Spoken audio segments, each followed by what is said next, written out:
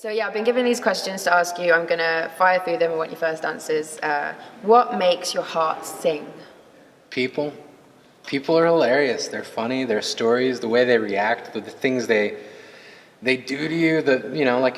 Either whether it's fans that come up to you after a show, whether it's strangers you meet, or somebody you see across the street doing a kindness to that somebody else doesn't even see. That kind of stuff.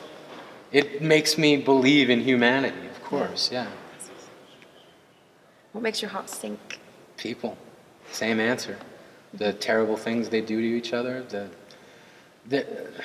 We live in a world where, everybody is talking about everybody else, and without consideration that, the things you say are going to come back to the person you're talking about, and what's that going to do to them emotionally. We're inconsiderate in that way. One of the downfalls of society is that as a group, we function there's a tremendous amount of sociopathy when we function together as a group. But, yeah. What advice would you give your 6-year-old self? Keep everything. Not like to a hoarder level, but keep everything you write, keep everything you create. Everything you create is a landmark for you were here. That the monument to the fact that you existed in the world, that you did something with your life.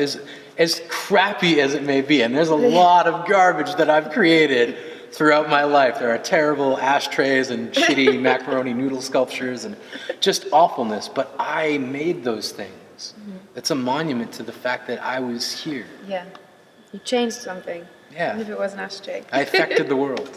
So these questions are a little more tricky. There's only 3 of them. Why do you do what you do? I think for me it's connection. It's finding people of like mind, of like heart, because it is, in as much as that it helps people deal with their own isolation, it helps me deal with mine. It comforts me to know that there are other people out there who maybe aren't facing the exact same situation, but are facing the exact same emotions, or that we feel the same thing. Okay. What do you ask why to most often? Why I'm doing this. Not this in particular, but why am I doing the thing that I'm doing? Not this interview. Right. Yeah, no, not this particular interview, but it's like when I set out on a project, why am I doing this? What am I hoping to achieve? I think one of the problems with the world right now is that people don't ask themselves why. They don't ask themselves what the reason is for a lot of the things that they do. And a lot of the times people don't even stop to consider what it is they actually want out of life. And it's hard because even in school, at such a young age, you're expected to know exactly what you want to do.